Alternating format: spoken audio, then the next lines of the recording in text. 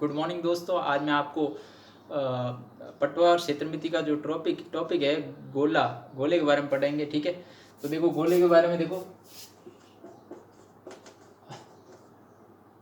एक गोला ले लेते हैं। ये गोले की त्रिज्या है r। ठीक है, तो गोले के कुछ सूत्र है। एक तो होता है गोले का पृष्ठीय क्षेत्रफल, जिसका सूत्र होता है 4πr²। ठीक है, अब गोले का याद है तो अर्ध गोले का मेरी तरफ से फ्री में। ठीक है, अर्ध गोले का क्या कर दो रे, आधा कर दो। अर्ध गोले का पृष्ठीय क्षेत्रफल, यहाँ पर वक्र आएगा। अर्ध गोले में ध्यान रखना दो होते हैं, एक तो वक्र होता है और एक होता है संपूर्ण पृष्ठीय। तो ये होता है आधा कर दो, आधा का मतलब 2πr²। लेकिन मैंने कहा देखो अर्ध गोला होता है, इसके ऊपर देखो जो सरफेस होता है वो वर्ताकार होता है। ठीक है, तो ये वक्र का कहेगा मतलब सिर्फ ये चद्दर है, ऊपर वाला ढक्कन नहीं आएगा। ये कटोरा है, कटोरे के ऊपर ढक्कन वाला नहीं, ये चद्दर गिनेंगे, सिर्फ कटोरे की चद्दर निकालनी है तो वक्र निकालना पड़ेगा। ठीक है, और अगर संपूर्ण पृष्ठीय अर्ध गोले का संपूर्ण पृष्ठीय क्षेत्रफल निकालना है, ठीक है, तो इसका हो जाएगा देखो 2πr² और एक वर्त का क्या होता है πr²। 2πr² और 1πr² कितने हो जाएंगे, 3πr²। अब देखो गोले का आयतन क्या होता है,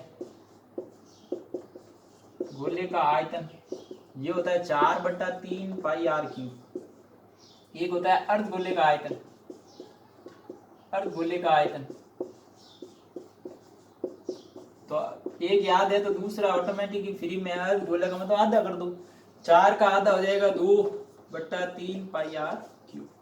तो ये है गोले और अर्ध गोले। अब इस पे कुछ इंपॉर्टेंट क्वेश्चन लेते हैं। देखो नॉर्मल क्वेश्चन मैं नहीं करूंगा क्योंकि आपको मान रख के सीधा मान दे दो और सीधा फॉर्मूला लगाना, ऐसे क्वेश्चन नहीं आते हैं। और आते हैं तो आप मान रख के आराम से कर सकते हो, उसमें कोई कैलकुलेशन करनी है और कुछ नहीं है। ठीक है, मैं कुछ इंपॉर्टेंट क्वेश्चन लेता हूँ जो आ सकते हैं पटवार में। तो उसके लिए देखो क्वेश्चन लेते हैं, एक गोले का आयतन दे रखा तुम्हें, एक गोले का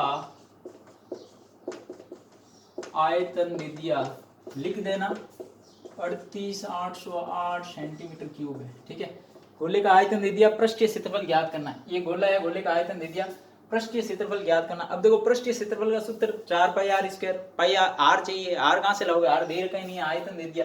मैंने ट्रिक बताई थी, जब भी आंसर दे रखा है तो क्या ट्रिक है, सामने सूत्र लिख दो। इसके सामने सूत्र लिखूंगा तो इस ये गोले का आयतन 4/3πr³ होता है।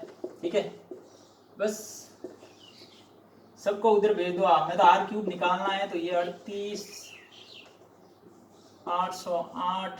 ठीक है, 4 भाग में से चले जाएंगे, पाई का मान होता है 22/7, 7 ऊपर चले जाएंगे और 3 भी, ये जो 3 भाग में ये कहाँ जाएंगे, ऊपर गुणे में।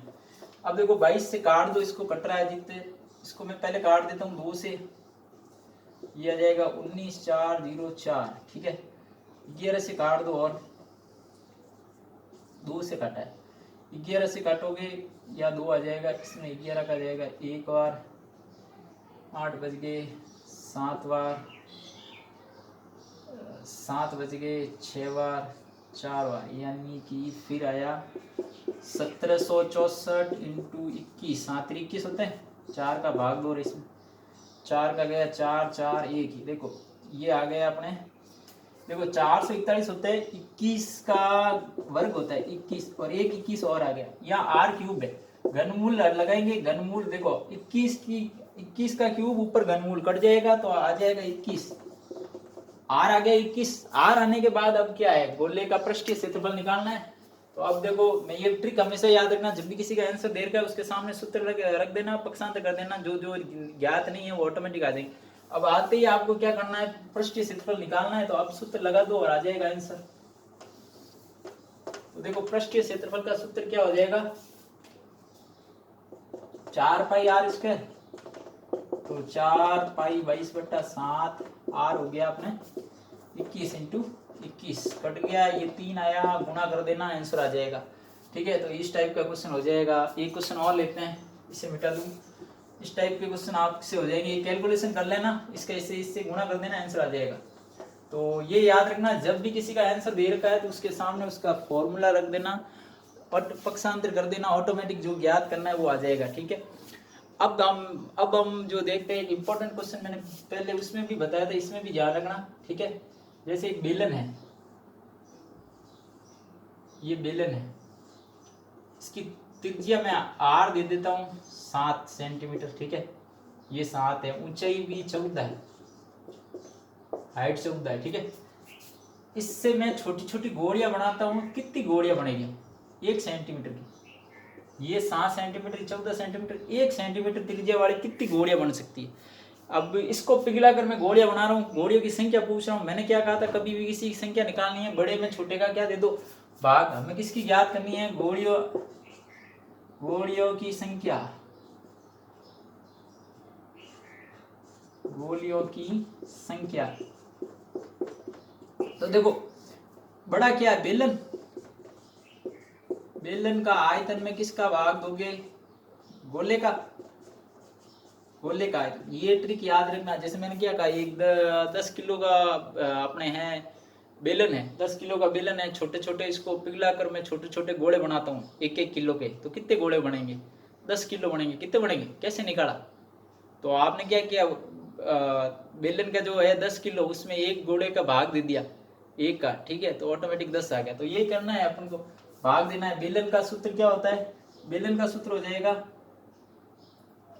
बेलन का होता है पाई आर स्क्वायर एच, अर्ध गोले का होता है 4/3 पाई आर क्यूब। ध्यान रखना, इसका आर 1 सेंटीमीटर है, छोटा आर लेना पड़ेगा, उसका अलग लेना ताकि कटे नहीं। पाई से पाई गया, मान रख दो, कैलकुलेशन कर दो, आंसर आ जाएगा। बड़ा आर कितना था? 7 × 7। ये आर बेलन के है, बेलन के मान रखना इधर। ठीक है, 14। और नीचे गोले का आयतन है, तो गोले का आयतन में देखो 4, 3 भाग में कहाँ चले जाएंगे? ऊपर गुणे में। आर कितना था? 1 × 1 × 1। तो ये आप कैलकुलेशन कर देना, ये 2 आ गए, ये 7 आ गए, तो ये आ गया अपने 7। कितना है? इसका गुणा कर दो, ऑटोमेटिक आंसर आ जाएगा। 7 7 7 × 50 21।